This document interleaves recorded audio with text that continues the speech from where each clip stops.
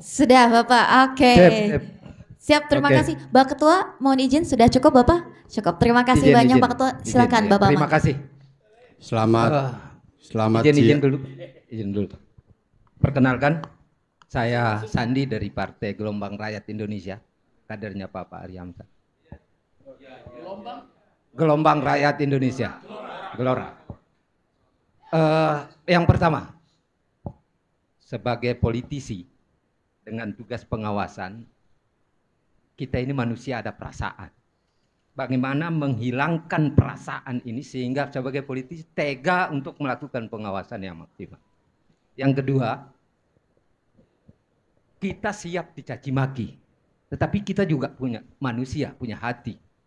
Bagaimana rasanya, caranya, tekniknya menghilangkan rasa sakit hati jika dicaci maki sebagai politisi. Terima kasih. Oke, Anda dari Gelora, Anda mau pilih apa? Gelora itu gelombang rakyat Indonesia atau gelombang rasa Anda?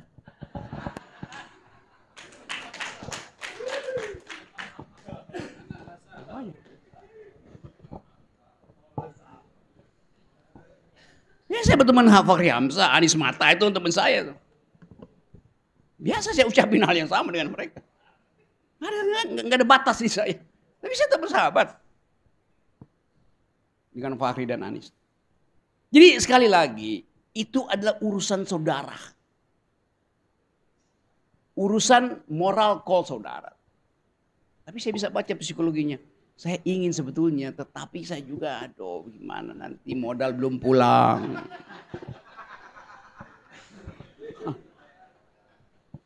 Nanti nggak ada pekerjaan, nganggur. Saya juga penganggur, saya nggak ada kerjaan. Semua upaya saya untuk bekerja dihalangi oleh Jokowi selama 10 tahun. Gak boleh jadi ini, gak boleh jadi itu. Bahkan buat ngoceh-ngoceh di TV, Rocky Gerung harus dilarang bicara di semua televisi, di semua podcast, di semua medsos. Kan itu yang dilaporin ke saya, diminta saya untuk tidak boleh bicara.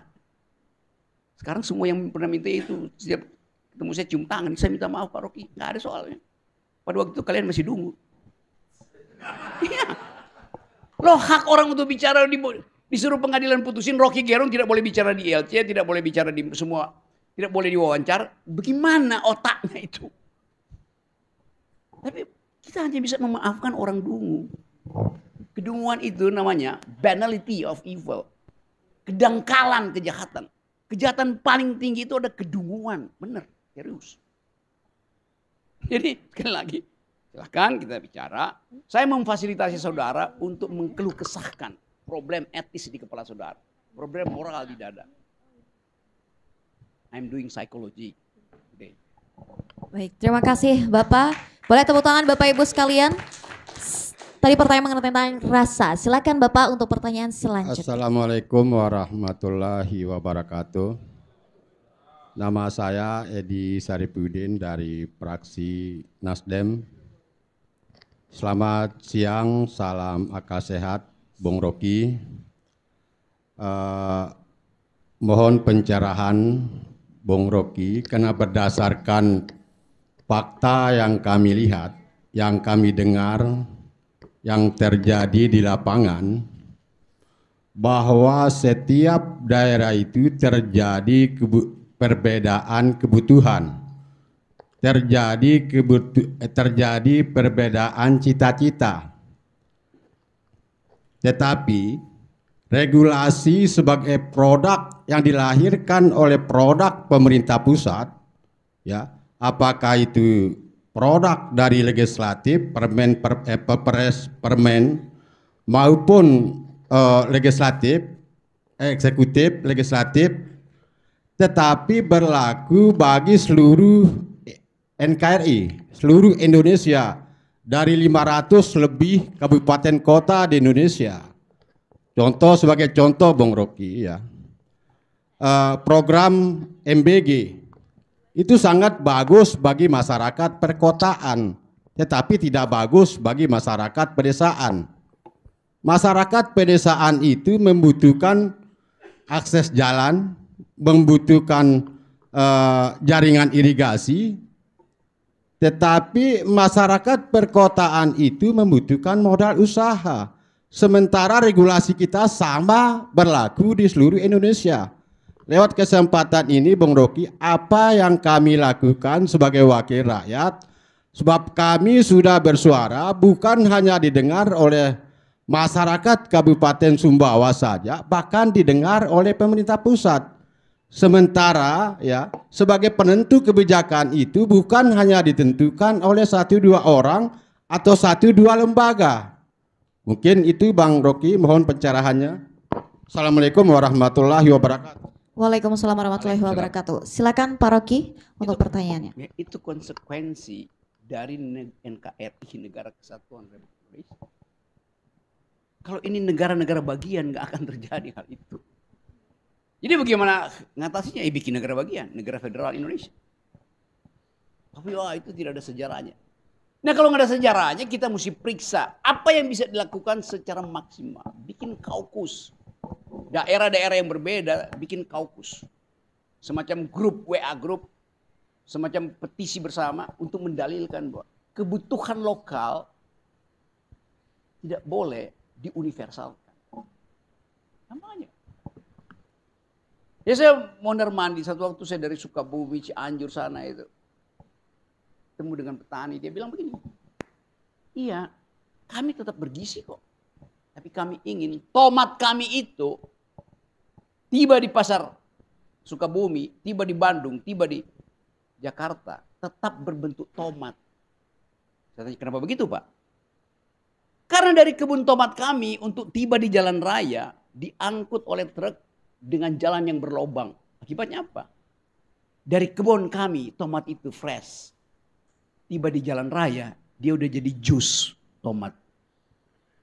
Udah bonyok jalannya. Jadi mesti diterangkan dengan argumen yang kuat. Kasih beberapa kasus yang bisa memprovokasi pikiran. Diperlukan apa? Ya jalan raya diperlukan. Nah ini manfaatkan. Ada koperasi yang lagi dibangun oleh Pak Prabowo. Isi koperasi itu dengan ide-ide kayak tadi. Manfaatkan aja. Koperasi kami tidak membutuhkan makan siang gratis. Koperasi kami membutuhkan aspal semen. Koperasi kami tidak membutuhkan aspal semen. Koperasi membutuhkan pipa penyalur air. Ada 80.000 koperasi. Mungkin sekarang udah dalam 2 minggu ini selesai semua. Nah, ketika ide itu muncul, isi dengan local content tadi. Buru-buru aja kan. Pak Ferry Yuliantono berupaya untuk memaksirkan ide koperasi. Tapi dia sebagai wakil menteri membuat regulasi. Gak mungkin Ferry itu ngerti 80.000 kebutuhan. Anda supply itu. Intinya. Jadi formanya udah ada. Instalasinya udah ada koperasi. Yang mau dialirkan di koperasi itu apa? Sama nggak? Nggak sama. Itu maksudnya cepet-cepet di daerah bikin proposal, bikin studi yang betul-betul secara akademis itu kuat untuk didalilkan bahwa koperasi kami butuhnya ini, koperasi desa sana butuhnya itu. Karena nanti Pak Prabowo akan bagi-bagi mungkin satu desa dapat 2 truk buat ngangkut barang segala macam. Ya mungkin ada yang bilang kami nggak perlu truk karena kami banyak apa namanya ini. Ya mobil-mobil kecil, kami butuh cold storage, bahan penyimpanan. Itu artinya mesti ada listrik di situ. Akibatnya koperasi akan minta pada PLN, siapin listrik dong. Jadi itu yang namanya inisiatif itu. Kira-kira begitu ya. Oke. Baik, terima kasih. Bapak boleh tepuk tangan untuk Pak Adi Sarifuddin untuk pertanyaan yang ketiga. Silakan Bapak Sedikit, untuk ya, ini pojok. Ya, Bung Rocky, saya sedikit saja di sini ya. Ada situasi yang dilematis yang kita alami sebagai anggota DPR ya. Bukan hanya di kabupaten, saya rasa pusat ya. Seperti disampaikan tadi, satu sisi kami mewakili dialektika publik, etika publik satu sisi. Tapi satu sisi kami hadir di parlemen itu melalui jalur partai politik. Nah ini kan persoalan yang sering kita hadir di lapangan. Ketika misalnya ada satu kasus yang coba kita perjuangkan di tengah masyarakat kita. Contoh saja kemarin misalnya banyak terkait pagar laut ya, yang di nasional lah. Kalau di NTB mungkin pengurunya tahu nanti. Pagar laut. Nah begitu kita bersuara keras, ada saja kemudian kan yang akan berbicara, antum masuk dalam koalisi hari ini. Anda ada dalam koalisi hari ini. Nah pilihan-pilihan apa yang harus kami lakukan? Karena sampai hari ini Kita bingung, harus sistem apa Indonesia yang lakukan agar semua kemudian kami yang memiliki etika publik itu betul-betul bisa bersuara tanpa harus ada sesuatu yang membuat kita tidak bisa berbicara di situ. Nah ini yang paling penting, sampai hari ini saya rasa kita butuh rumusnya ini. Ada enggak kemudian, atau satu sisi lagi, tambah lagi satu sisi politik, ketika kita ingin memenangkan suatu pertarungan, ini Indonesia kita bicara, maka kader-kader partai kita yang kita anggap mampu, yang anggap kompeten, harus bertarung di lapangan. Solusinya adalah mencari calon yang punya isi tasnya bagus. Isi tasnya bagus, kemudian dia bertarung di lapangan, lahirlah dia sebagai ketua DPR. Begitu dia jadi, ya seperti itulah kualitasnya Indonesia gitu. Betul kita. Nah, pertanyaan saya itu kira-kira dalam pikiran kita, dalam pikiran Bung Gerung hari ini itu, apa kira solusi paling tepat untuk Indonesia agar kemudian keluar dari kondisi seperti ini? Begitu saja. Kita lagi berupaya, saya dengan masyarakat sipil terus-menerus mendorong perubahan sistem pemilu, perubahan institusi-institusi demokrasi. Tapi kalau ditanya, di dalam dilema antara keinginan untuk pergi pada etika publik atau tunduk pada keputusan partai, keputusan pribadimu itu yang menentukan. Saya hanya bisa kasih rumus. The highest of all ethics is public ethics. Higher than political party interest is public interest. Nah, itu aja. Jadi kalau Anda dipilih oleh rakyat, rakyat menginginkan, ucapkan keadilan 2 minggu sekali. Partai politik bilang, tidak, ucapkan keadilan 5 tahun sekali. Anda mau pilih mana? Anda diminta setiap 2 minggu bicara kok. Rakyat bilang, loh kami pilih Anda untuk bersuara. Partai bilang enggak, tunggu kabinet berikutnya. Jadi ada pilihan di situ tentang efektivitas. Satu waktu saya di Sumatera itu, habis naik gunung, turun, tiba-tiba lihat ada tempat yang bagus betul. Pinggir jalan raya Trans Sumatera. Masuk ke situ. Pengelola taman mempromosikan yang bagus. Saya masuk ke toiletnya, WC. Itu ember plastik dan gayungnya itu udah bulukan. Saya protes, saya bilang, ini tempat bagus, kenapa toiletnya ember plastik dan gayungnya pun udah bulukan kok nggak diganti? Begini Pak, menurut regulasi itu hanya boleh diganti mengikuti APBN setahun sekali. APBD. Dia ikuti regulasi yang tolol. Ada diskresi. Lawan aja regulasi itu. Karena kesehatan, keindahan mendahului regulasi. Bilang sama bupatimu. Jadi dia takut mengubah itu karena ada aturan bahwa ember itu hanya boleh diganti 1 tahun sekali. Ikutin APBD. Gimana coba? Kenapa begitu? Ya begitu aturannya. Jadi kita dipaksa oleh aturan tanpa tadi moral call bilang bahwa ini artinya mengandung penyakit. Kasih argumen. Baru Pak Bupati kirim ke pusat. Kalau begitu setiap lokasi itu diberi diskresi untuk tidak menunggu APBD. Ada dana taktis misalnya untuk rubah itu. Sama sekarang dengan, kan ada aturan sekarang. Sepertinya ada Menteri Dalam Negeri bilang oke, diskresi ada pada beberapa program untuk pindah-pindahin aja. Gak usah ikut. Bahwa ini gak boleh dipindahin, gak boleh. Oh iya, ada kebutuhan karena tadi anggarannya mandatori kan. Jadi itu yang kita sebut sebagai siasat di dalam kepala seorang politisi itu. Regulasi bilang begitu. Iya, tapi ada diskresi. Kenapa? Ada urgensi. Dasar dari diskresi itu urgensi. Dasar dari urgensi adalah pemerintahan publik. Nanti Anda dihukum. Rp200 sekarang mesti lewat procurement, digital. Kasih tahu pada masyarakat. Bikin opini publik. Masyarakat, Anda setuju nggak? Ember kotor itu diganti. Nah, bikin heboh Indonesia. Nggak ada masyarakat yang akan bilang, jangan tunggu APBD. Nggak ada. Anda tidak akan disalahkan. Anda melanggar regulasi. Tapi Anda menyelamatkan generasi. Siap. Saya Pak. Siap. Tadi penutup dari Pak Rocky Gerung dipilih untuk menjalankan regulasi ya Pak ya. Silakan selanjutnya Ya. mohon izinnya Bapak kita ke terbelakang dulu. Selanjutnya nanti boleh dibantu untuk ke Bapak yang depan terlebih dahulu ya Pak ya. Mangga Pak, silakan. Oke, terima kasih. Assalamualaikum warahmatullahi wabarakatuh. Waalaikumsalam warahmatullahi wabarakatuh. Saya Pak Hidayat dari Partai Amanat Nasional Bang Rocky. Jadi sebelum saya menyampaikan, ini terima kasih sekali Pak Rocky itu adalah idola saya. Jadi salah satu alat untuk penghantar tidur saya tiap malam melalui YouTube beliau. Ya, jadi sekali lagi terima kasih saya bisa bertemu beliau. Nah, namun satu hal Pak Rocky, ada pertanyaan. Anda kalau malam tidur sendiri? Sama istri, tapi tetap saya bertiga Pak, bertiga dengan Pak Rocky Gerung. Ya, itu jujur Pak Rocky. Nah, jadi terima kasih. Yang pertama ada pointer Pak yang bisa saya petik dari kesantunan dalam berpikir Bung Rocky. Bahwa dulu saya 5 tahun yang lalu Bung Rocky itu selalu menyebut Presiden kita Jokowi. Tetapi hari ini bahkan saya mendengar langsung dari beberapa YouTube Bang Rocky juga itu Pak Prabowo.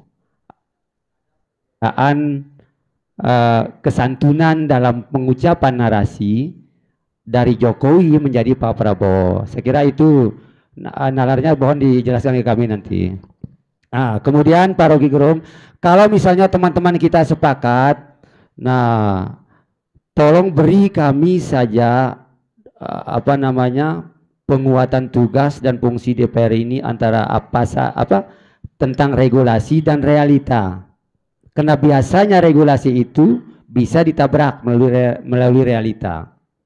Kalau teman-teman kita sepakat kasih izin beliau ini untuk 1 jam bahkan 1 hari untuk berpikir ke depan, untuk bicara di depan, sehingga tidak ada lagi pertanyaan-pertanyaan yang berikutnya.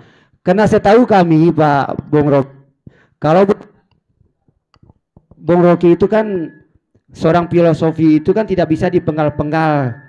Artinya biarkan kesempatan itu kepada beliau itu untuk bicara di depan dalam penguatan tugas dan fungsi kami, sehingga kami biarkan menikmati itu. Saya kira itu pointernya Pak Rocky, 2 hal itu saja. Terima kasih. Assalamualaikum warahmatullahi wabarakatuh. Waalaikumsalam warahmatullahi wabarakatuh. Mintanya 2 hari nih Pak, gimana nih? Boleh. Saya tunggu di Segara Anak lewat Torean.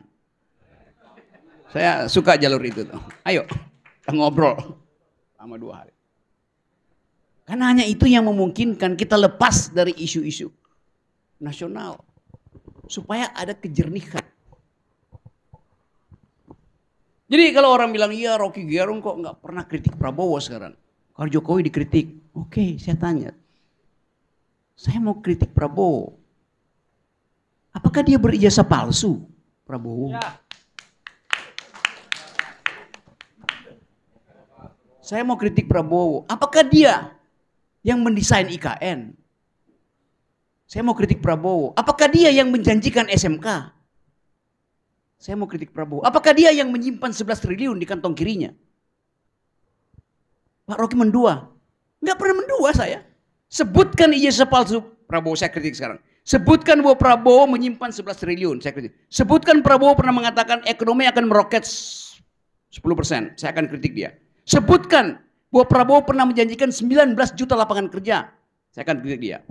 Lalu yang menyebutkan itu siapa? Joko Widodo. Gitu dong fairnya. Iyalah. Rumah saya 300 meter dari Prabowo. Di Sentul. Berapa kali dia mampir diskusi. Ada diskusi. Mas Jokowi nggak mau mampir ke rumah saya. Dia mau mampir ke pasar Pramuka. Jadi sekali lagi itu yang saya sebut sebagai moral code. Kemarin saya ngomong di forum Prabowo Sumitronomics itu. Tentang ide keadilan. Yang basisnya adalah sejarah Indonesia. Yang basisnya adalah perubahan cara berpikir dunia. Tentang apa yang disebut growth. Pertumbuhan. Yang sekarang masuk di growth.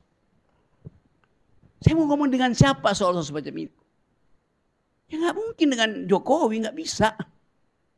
Kan itu dasarnya kan.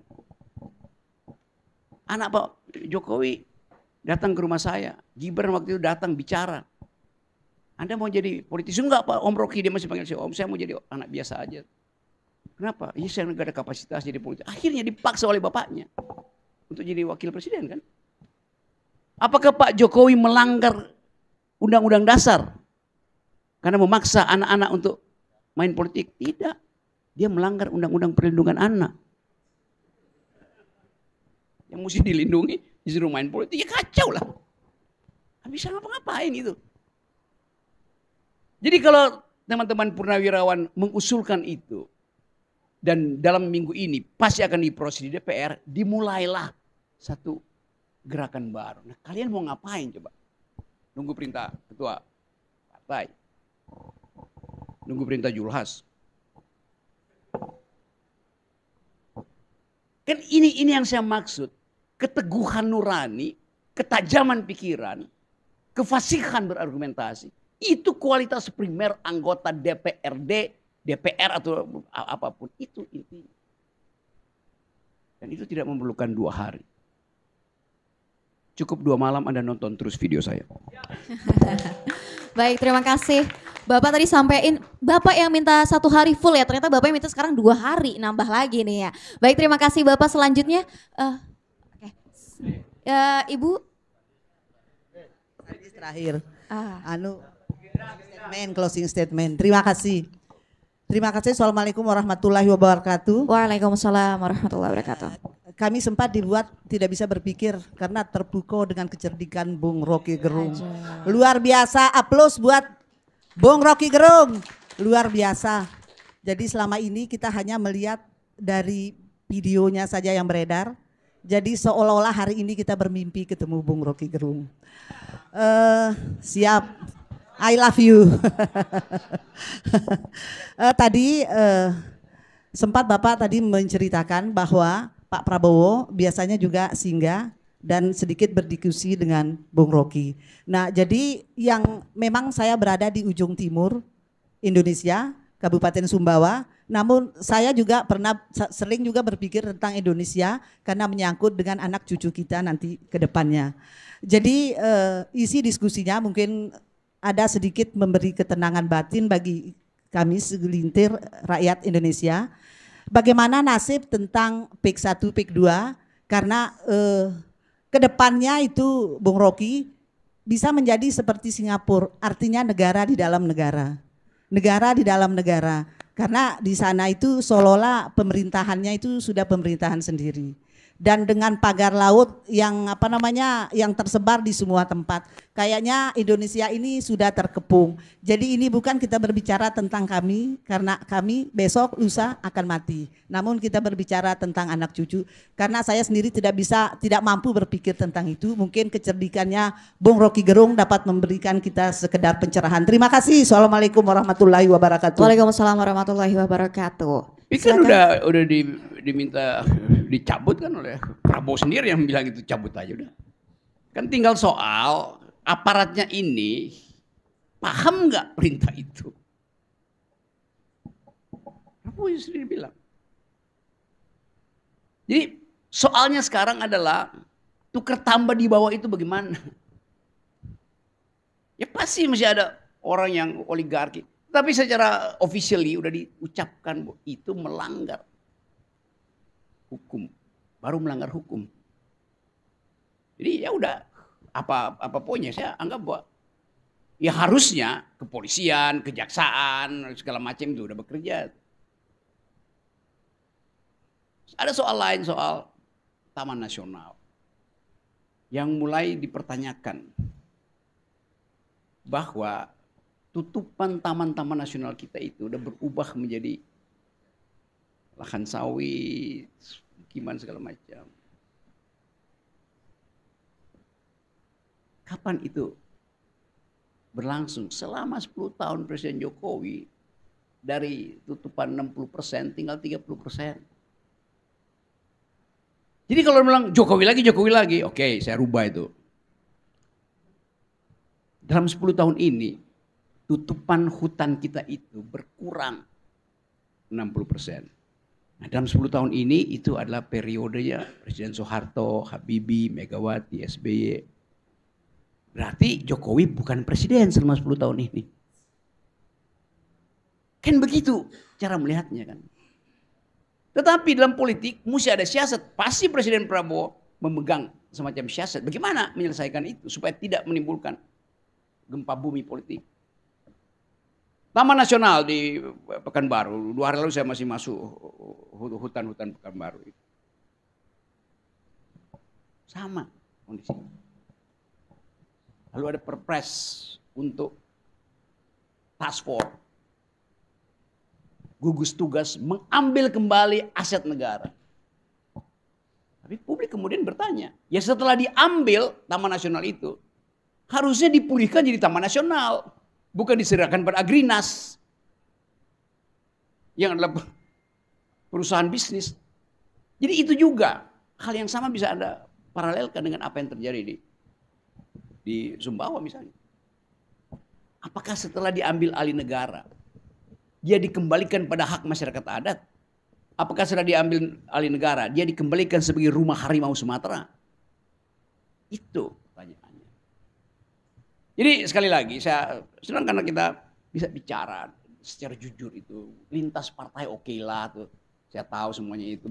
Modal keluar oke lah. Berpikir akan modal kembali tapi kemudian dikunci APBN-nya oke lah itu. Risiko biasa aja. Tetapi janji untuk menghasilkan keadilan yang kita janjikan pada rakyat tidak boleh didalilkan pada keadaan hari ini. Itu namanya terobosan etis, terobosan moral. Anda bikin perjanjian dengan rakyat kan? Yes. Tetapi kondisionalnya berubah Pak Rocky. Loh itu Anda nggak bilang pada rakyat bahwa Prabowo akan lakukan efisiensi. Dan efisiensi itu untuk membiayai makan siang bergizi, food segala macam. Ada problem di situ? Ada pasti. Desain bisnisnya apa? Tetesan trickle down-nya ke rakyat apa? Silakan periksa. Tetapi jangan jadikan itu semacam tadi kegelisahan untuk meneruskan riwayatmu sebagai anggota DPRD. Jadi sekali lagi, di situ diuji kemanusiaan kita. Kalau bandingkan, saya udah 10 tahun jadi pengangguran. Berupaya bertahan dalam keadaan itu. Untuk tidak masuk dalam bujukan jadi menteri, jadi komisaris, segala macam. Karena nggak saya nikmati itu maksudnya. Saya lebih menikmati panjat tebing, naik gunung, ketimbang panjat kekuasaan, naik jadi komisaris. Tepuk tangan Bapak Ibu. Sudah cukup terjawab Ibu? Oke, kalau gitu silakan Bapak untuk sebelahnya. Baik, terima kasih. Terima kasih Bung Rocky yang saya hormati. Saya Andi Rusni. Saya fraksi Gerindra. Saya dihadapkan pada statement Bapak yang mengatakan bahwa saya sudah terlalu banyak pertanyaan dan menggiring saya untuk tidak bertanya. Sehingga menemukan pertanyaan pun menjadi agak sulit dengan kecerdasan berpikir itu gitu. Nah, yang ingin saya sampaikan bahwa kemunculan nama Bung Rocky Gerung itu kalau dalam pengetahuan saya, terutama bukan berarti di era-era sebelumnya tidak, tetapi yang paling kencang itu adalah ketika rezimnya Joko Widodo. Ya. Sampai dengan saat ini, ya, itu masih terus terjadi. Ya. Gesekan-gesekan pemikiran dan lain sebagainya itu muncul hingga saat ini. Tetapi bahasa kedunguan itu muncul mulai pada saat itu. Padahal kalau kita berpikir bahwa banyak juga kedunguan-kedunguan yang terjadi di rezim sebelumnya gitu. Tetapi tidak begitu mengemuka ke ruang publik. Nah, sampai dengan hari ini ketika tahta ini sudah turun di posisi Jokowi, beralih kedunguan itu pada individu lain yang tidak hanya pada tataran presiden, ya. Kalau dulu presiden adalah Joko Widodo dengan segala kedunguan berpikir yang dikatakan, sekarang tidak lagi, tetapi personnya lebih kepada individu yang lain. Ya, kalau saya tangkap Di situ adalah ada Bahlil ya yang terkadang menjadi Bahlul, bahasanya seperti itu. Kemudian kepada anaknya Jokowi yang sekarang menjadi wakil presiden. Nah, yang ingin saya sampaikan adalah hal ini terus bergeser. Sementara kita tahu bersama bahwa Indonesia ini bukan Filipina. Indonesia tidak pernah terlihat bahwa ada sejarah presidennya dihukum, ya. Belum ada sejarah seorang presiden dibawa ke meja hijau karena melanggar konstitusi. Kalaupun banyak yang kita katakan, misalnya rezim Pak Harto misalnya, dengan segala tuduhan itu sampai dengan beliau meninggal pun tidak pernah sampai ke ini. Tetapi presiden negara lain pernah dihukum. Kita belum ada sejarah. Nah, kemudian yang akan muncul adalah arah dari bergesernya terus pemikiran-pemikiran ini, termasuk ijazah palsu dan lain sebagainya. Kemana kalau tidak ada sejarah yang membuktikan bahwa ada seorang presiden bisa dibawa ke meja hijau. Kalau toh tidak ada, lantas endingnya kemana? Arah dari isu-isu ini. Kalau presiden tidak bisa endingnya apa? Toh juga kalau memang moral etik yang kita inginkan bahwa kalau seandainya Gibran ini tetap muncul, apa efeknya terhadap Bahlil dalam persoalan ini? Sehingga kemudian pergeseran kebahlulan itu bergeser kepada beliau gitu loh. Nah, saya tidak tahu karena kalaupun ini terus dimunculkan dan institusi negara sudah mengatakan bahwa itu terbukti sah misalnya, apa kira-kira yang kemudian bisa kita arahkan supaya ini menjadi terang benderang? Karena mau tidak mau juga masyarakat seperti kita pun dihadapkan pada dilema. Dilema apa? Dilema kebenaran. Yang benar itu adalah institusi negara atau frame berpikir masyarakat sipil society ini. Seperti itu. Terima kasih, Bung. Oke, seandainya tidak ada presiden, maka tidak boleh dilakukan. Oke, jadi kalau misalnya terbukti secara akademis, ilmiah bahwa IAS itu palsu, jangan dihukum. Karena nggak ada presidennya. Bagus nggak pikiran itu? Hitler seharusnya tidak boleh dihukum. Walaupun dia membunuh 6 juta orang di dunia. Hitler. Kenapa? Dia dipilih secara demokratis.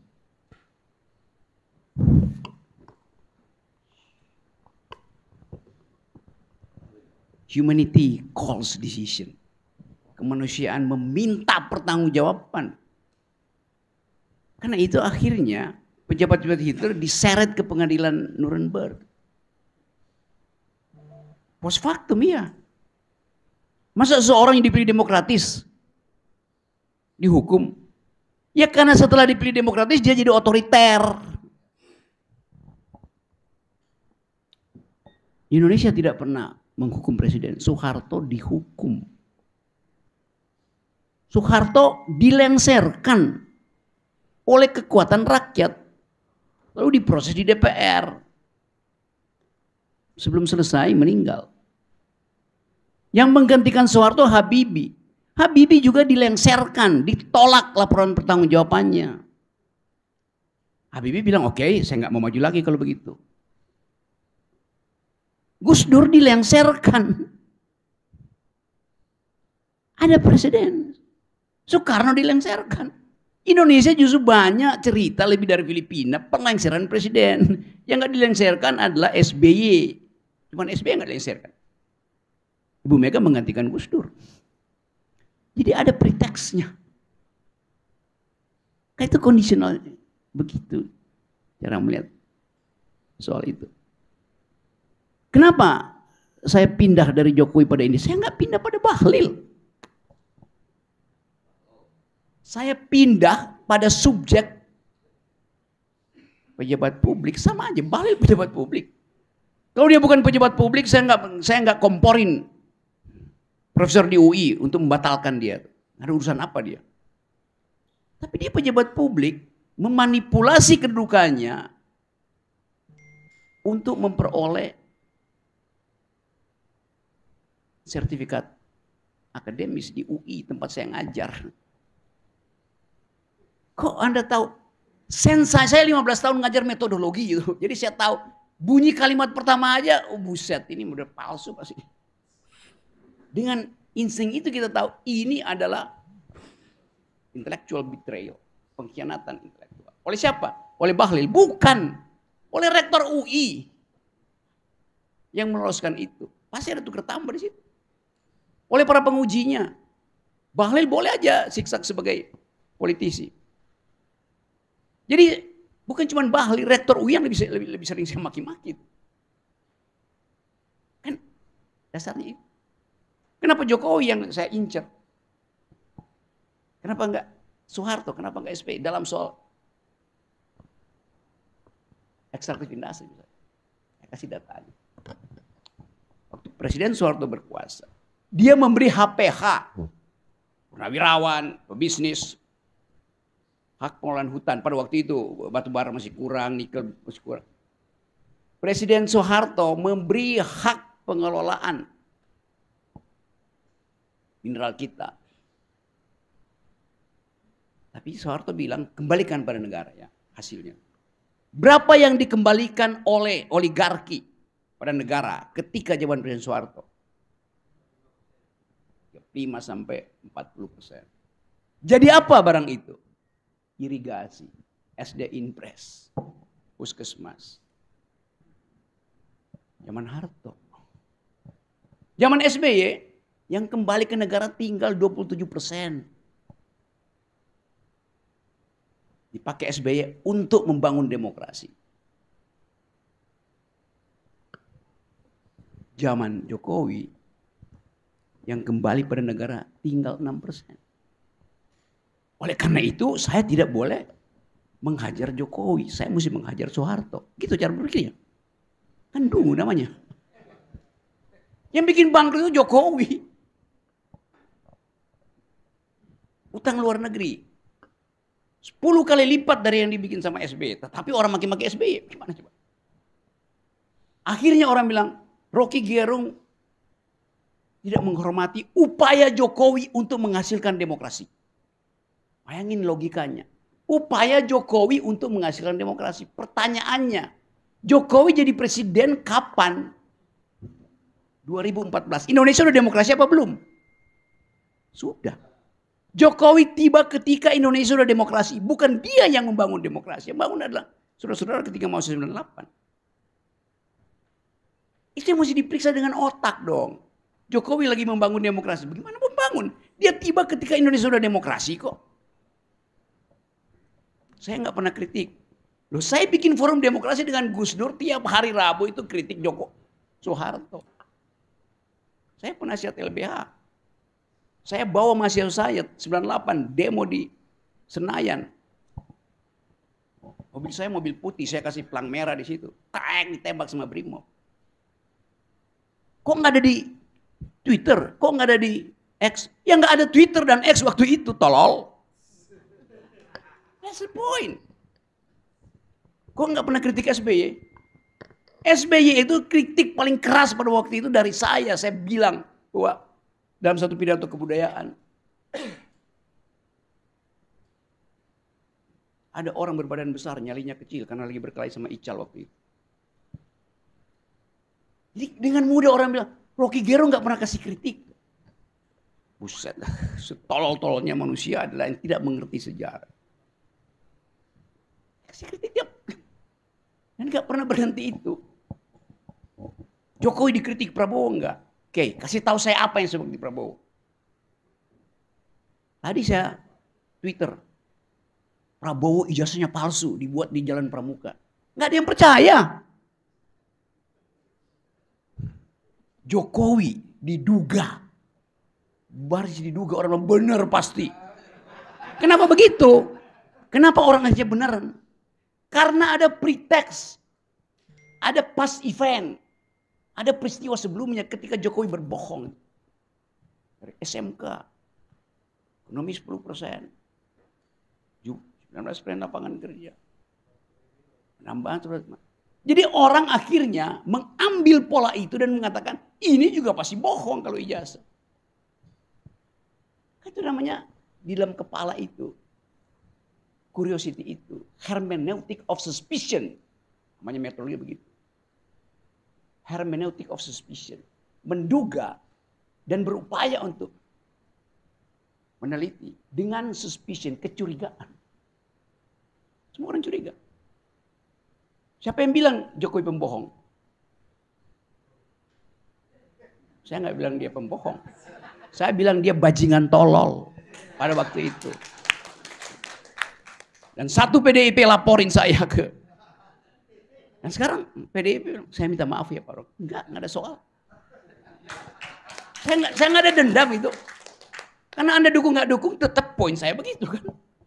Lalu saya mau dipenjarain itu. Tapi saya bilang enggak, saya mau kasih dalil itu. Akhirnya pengadilan bilang deliknya nggak ada di situ. Nah sekarang baru orang, oh iya memang pembohong, memang bajingan tolol. Tapi bukan Jokowinya ansih, tetapi kedudukan publik dia itu yang dia manfaatkan.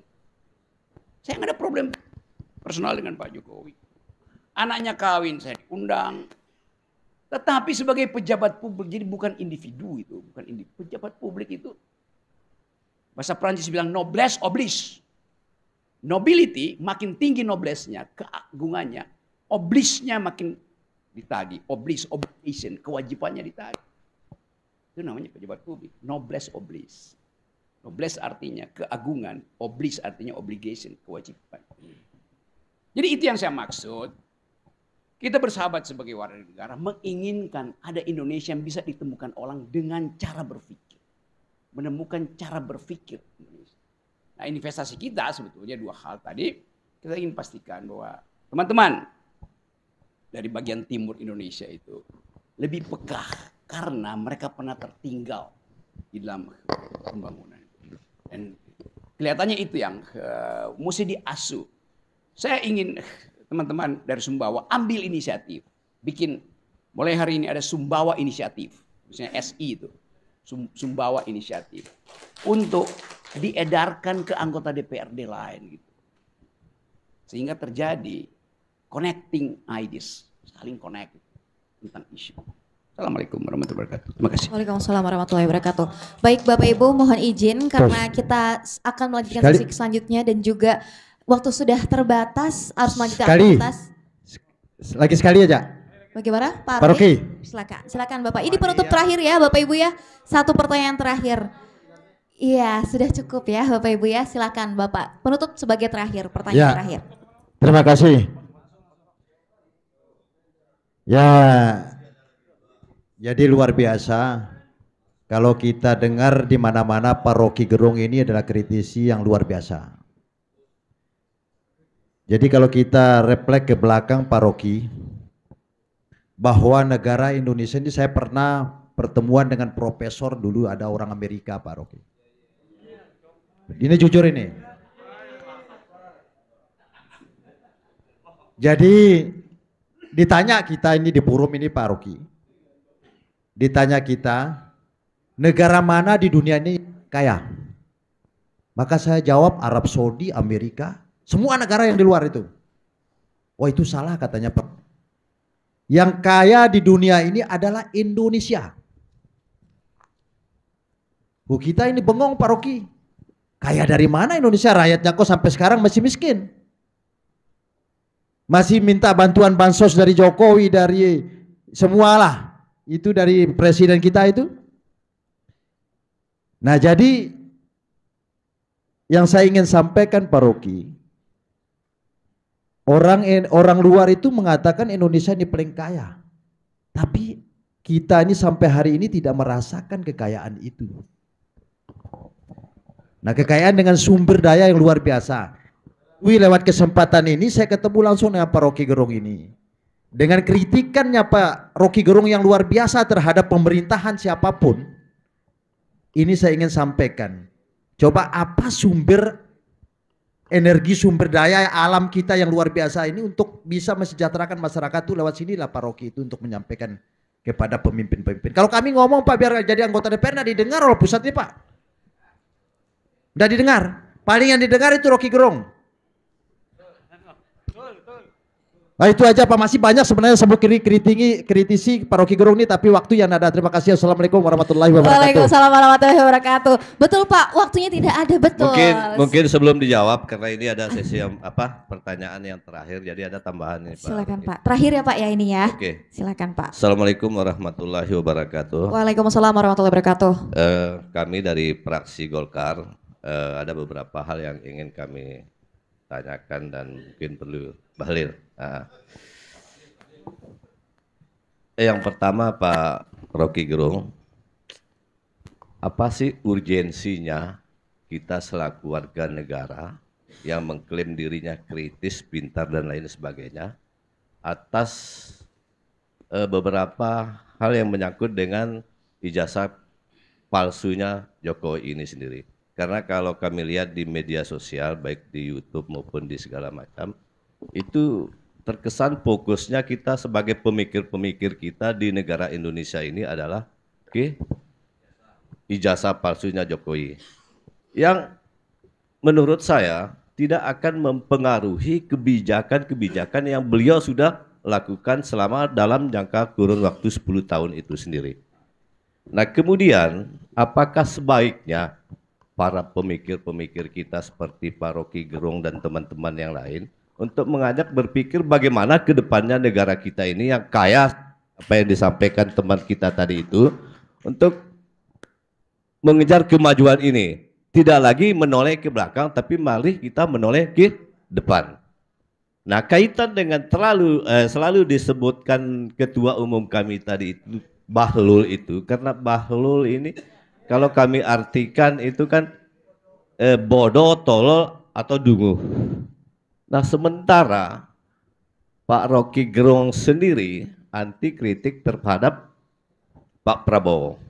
Nah tentu Pak Prabowo dalam hal ini kalau memang diangkat wakilnya atau pembantunya orang yang dungu dan lain sebagainya itu, seharusnya Prabowo inilah yang kita kasih masukan dan kritikan. Jadi mungkin itu sementara. Terima kasih. Wassalamualaikum warahmatullahi wabarakatuh. Terima kasih Bapak. Oke. Silakan Pak, 2 pertanyaan penutup ya di siang hari ini. Silakan Pak. Mengapa ajukan pertanyaan yang dilematis buat Anda sendiri? Ada yang dilematis. Ngapain sodorin ke saya? Saya udah pastikan bahwa Bahlil itu manipulatif di dalam soal dengan UI. UI menerima manipulasi itu karena pragmatisme. Sebagai pejabat publik. Itu soal. Nanti saya sambung lagi. Sekarang pertanyaannya, kenapa harus mempersoalkan yang sudah selesai? Oke, jangan persoalkan ijazah palsu Pak Jokowi. Konsekuensinya, kalau ada ijazah palsu, Gibran jangan persoalkan. Kalau ijazah palsu Bahlil menjadi presiden, jangan persoalkan. That's the consequences. Justru kita persoalkan supaya tidak terjadi futuranya, itu soalnya. Jadi yang kita persoalkan bukan ijazah palsu Jokowi, tetapi etika berbohong, itu soalnya. Ya, satu poin. Indonesia negara kaya. Memang semua mineral terbayar di Indonesia. Kenapa?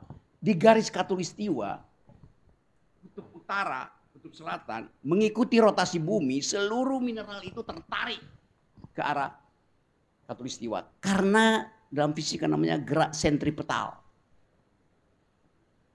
Pasti. Ini kalau saya putar-putar di sini, seluruh abu debu yang ada di sini, dia akan bergerak ke arah. Memang kaya semua mineral kita punya uranium, nikel, batu bara segala macam. Itu kekayaan bukan itu? Kekayaan itu baru disebut kekayaan kalau ada di pasar global. Kalau di perut bumi ya iya. Tapi mau ngapain? Ya harta karun. Yang kalau nggak digali tetap harta karun, bukan harta Anda.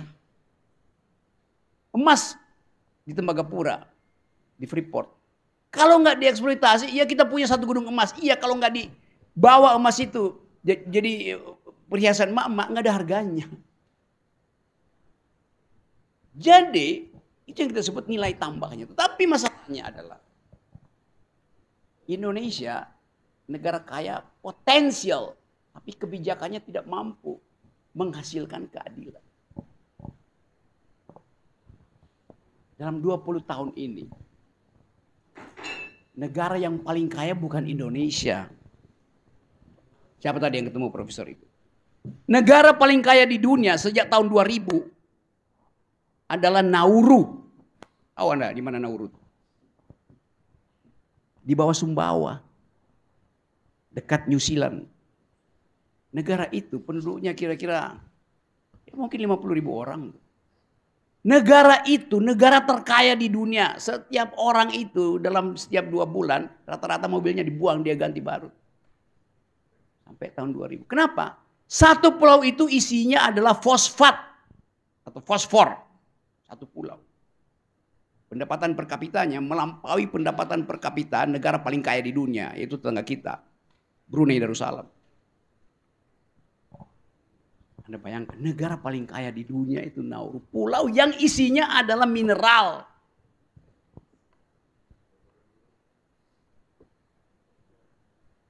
Sepuluh tahun lalu, atau 7 tahun lalu, negara itu diambil alih oleh PBB karena kemiskinan. Habis. Bangkai mobil ada di situ semua. Negara paling miskin sekarang. Karena gagal memanfaatkan sumber daya alam. Itu soalnya. Nah kita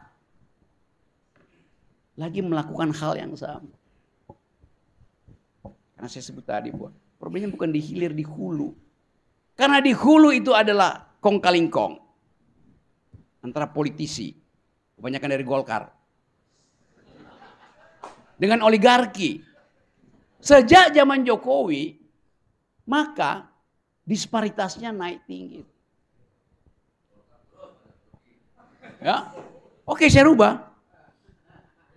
Itu semua disebabkan oleh Gelora. Karena Bahlil adalah ketua umum Partai Gelora. Benar nggak? Ya karena itu cara berpikirnya begitu. Yes. Fairness-nya begitu. Jokowi terus. Oke, saya ubah.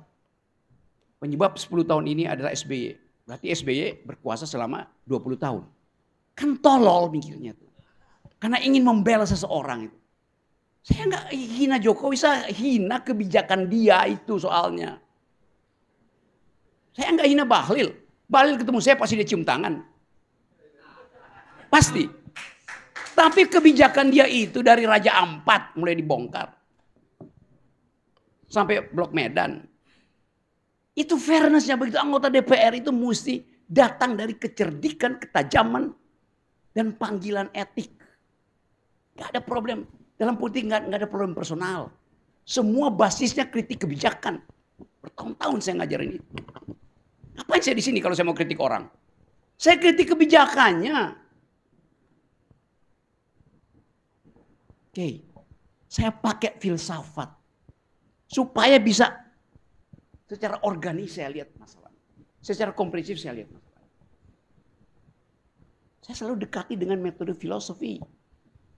Saya bisa pakai teori hubungan internasional, psikologi, tetapi tidak ada cara untuk melihat secara dalam, lebar, luas, tinggi.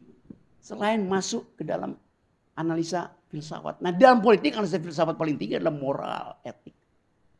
Because philosophy is the mother of all sciences.